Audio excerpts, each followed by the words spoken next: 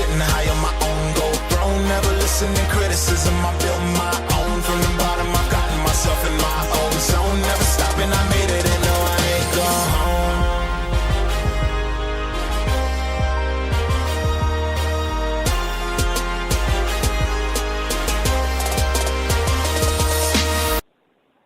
This is head coach Kelly Housewright of your Gate City Lady Blue Devils, and you're listening to the home of Blue Devil Sports. This is Gate City Sports Radio. Good evening, ladies and gentlemen, wherever you may be and however you may be listening to us. Thank you for making us a part of this Tuesday evening. You're listening live to the home of Blue Devil Sports. This is Gate City Sports Radio. I'm Joe Carter along with Chris Carr. Rob Ferguson is somewhere. But anyway, hopefully he'll be back. We're coming to you live from Gate City's Middle School Gymnasium as our Lady Blue Devils host another TSSAA powerhouse to open the season. Tonight they take on the Johnson County Lady Longhorns. Here on the Premier Pharmacy pregame show, we'll have an in-depth look at this Gate City-Johnson County matchup, talk about the keys to the game, go over the starting lineups and get you ready for a great night of basketball action. So we'll be back in just about a minute. Start the show. Again, you're listening to the Premier Pharmacy pregame show here on the home of Blue Devil Sports. This is Gate City Sports Radio. Are you ready to retire? Or currently retired and unhappy with your investments? Are you looking for a retirement specialist that actually cares about you and your needs? Look no further than James River Advisors. Our local office in Gate City is manned by Edwin Cox, and he's ready to take care of all of your needs and believes in establishing deep, long-lasting relationships with our clients. He's ready to help you with financial planning, college planning, investments, and much, much more. So give him a call today at 276-690-8014. Again, 276-690-8014. He's located at 191 West Jackson Street in Gate City. And we're back here. About 12 minutes till the start of the game. Got Mr. Chris Carr in the house tonight. Mr. Carr, how's things going your way? Things are going great. Started off the evening with a little dinner down at the campus. Things are hopping down there. Ready for a good game tonight. And again, Campus Drive-In, one of our sponsors. We'll talk about them a little bit as we get into the night. Of course, we want to thank Pat Elliott and the great group. Of course, they always do a great job. They also, just as note, their winter hours, they're only open till 8. So you might want to get something as you come to the game tonight instead of after. I do recommend the bacon cheeseburger. Unfortunately, though, they do not have rice pilaf.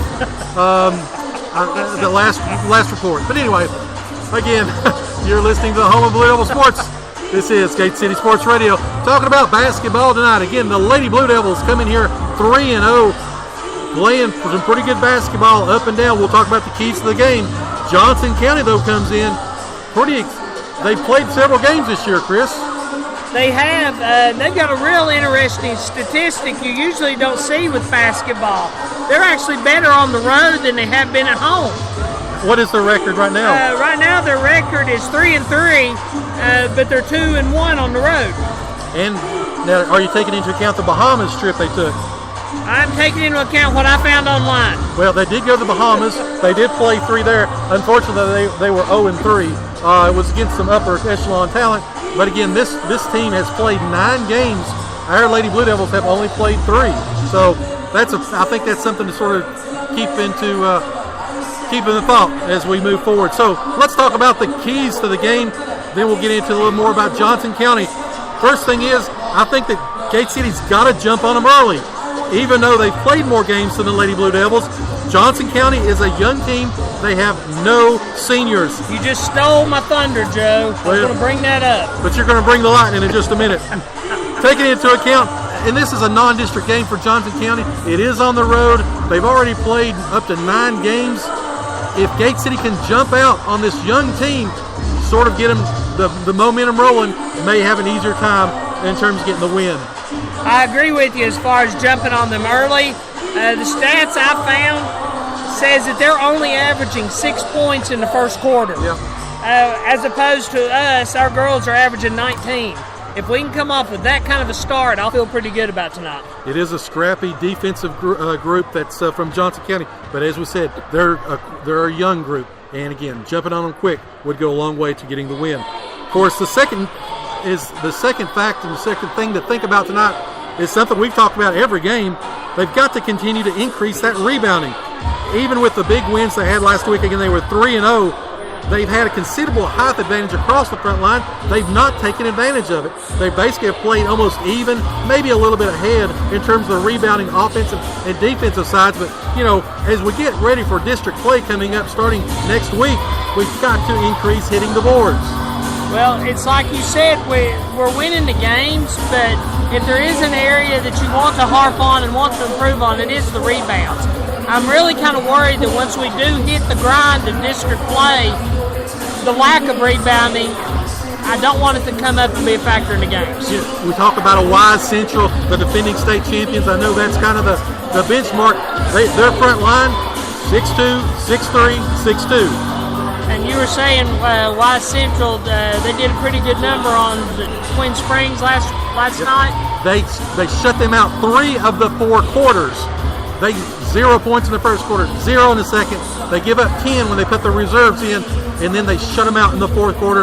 A very good basketball team coming up. However, again, that's down the road. We talk about rebounding. Did you know that Jaden Fullen is averaging 6.5 rebounds, but she comes in second on the team?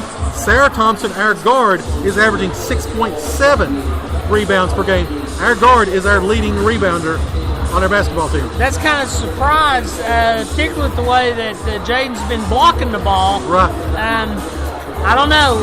We've got to crash the boards a little more. The third thing is the Lady Devil offensive consistency. Coach House, right, when we talked to her after each game, she's mentioned that they are continuing to develop the implementation of these post players. They've been inconsistent. We've seen them at times. They run very smooth, and they run these big leads and big runs. However, when they struggle, they've really struggled. And, again, that's getting the ball inside or maybe taking some ill-advised shots. They've got to be more efficient and more consistent on the offensive end. I really think one thing that we need to do is not play the head games with the other teams. It seems like the quarters that we've struggled, they get drawn into the other teams, and our boys do the same thing. They get drawn into the other team's game plans. The other team wants to run and gun. That's what we start doing. Yeah. We just need to slow down and play our ball. I think the fourth key to the game, I think we've got to develop a third scorer, somebody else reliable. Right now we've got Fullen and Thompson, which leading the way in terms of overall scoring through 3 games. Right now, Sarah Thompson's averaging 21.6 points per game. Fullen's got 13.3. But then the closest one after that, Mara Mullins, averaging 4 a game. Kendall Quillen, averaging 4. We've got to get that third person maybe to step up, that third option, because, again, let's say we get into a situation of foul situation. Sarah may be out, or Jade may not be getting the ball inside. We've got to have that third scorer, and right now we don't have anybody consistently stepping up and pushing in terms of that overall.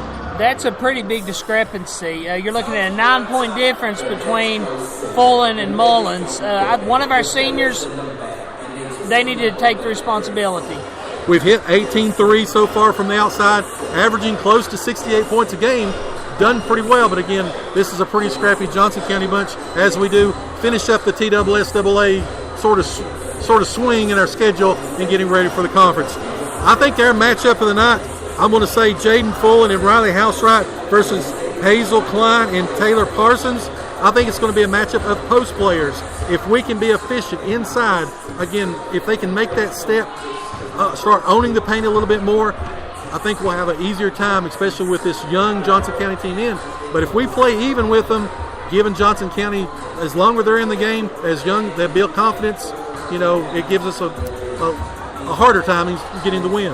Well, I've been big on the freshmen this year, and I would really like to challenge them tonight. I think the entire bench needs to step up, particularly in the rebounding department, and kind of take over some of the leadership role of this team. So who is your Chris Carr's key performer of the night? Putting the pressure on me again. I'm going to go with Kendall Quillen. She's right now tied with Mullins for 3rd on the scoring list. Yep. Either she or Mullins really needs to step up. You're talking about if one of them gets in foul trouble. Last year, we ran into the injury bug a little bit also. Yep. Something else to consider. If one of our top 2 scorers goes down, somebody needs to be ready to step in. So again, we've talked a little bit more about Gate City.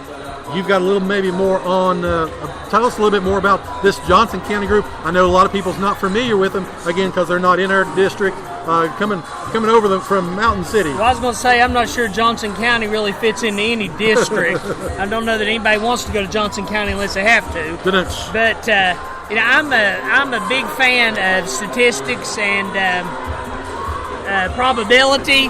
I believe it in sports in particular. Maybe that's just the baseball coach in me. I like to look at trends. Yep. And Johnson County seems like they start off fairly slow, like we talked about. Then they start getting ramped up in the second quarter. They're averaging somewhere around 14 points a game. That's only 3 less than our girls are averaging, which is 17. Third quarter, they really get cranked up, get going there. They're averaging about 18 points a quarter. We're sitting at 21. Then the fourth quarter, as they actually have a higher average than our girls. They're averaging 11 points to our 10. Of course, you got to go back the first couple of games. We had our subs in for the fourth quarter. But first quarter, I think, is really going to be key to this game. Yeah, as you mentioned, and as we sort of talked about just a few minutes ago, I think offensive efficiency, Johnson County wants to play that game down into the high 40s, low 50s. They want to make it a defensive back and forth kind of scrappy game. We want to play basically a quote-unquote cleaner game. We want to be able to run our offense, take good shots, our inside-outside game, see what we can do with them, and try to get ready again for our district schedule, which starts up next week. So. Well, it seems like every team we played this season, we've talked about we need to slow them down and not get involved in their fast breaks. With these numbers I'm looking at, that makes me almost think Johnson County is going to want to slow our girls down. Yep. Maybe keep them under that 19-point average in the first quarter. If they're just putting up 6. So I'm looking for this first quarter to be real interesting. See how this game unfolds. They may go 4 corners to start the game.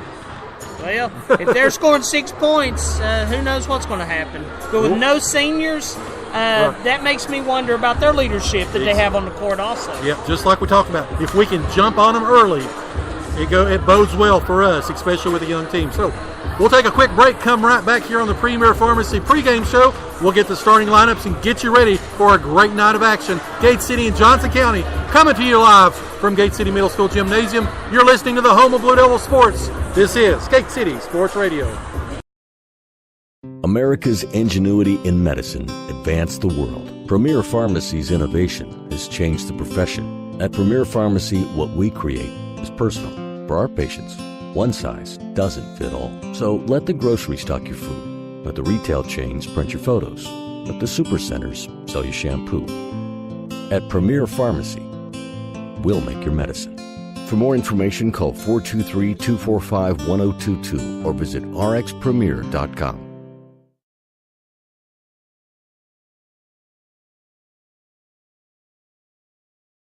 America's ingenuity in medicine advanced the world. Premier Pharmacy's innovation has changed the profession. At Premier Pharmacy, what we create is personal.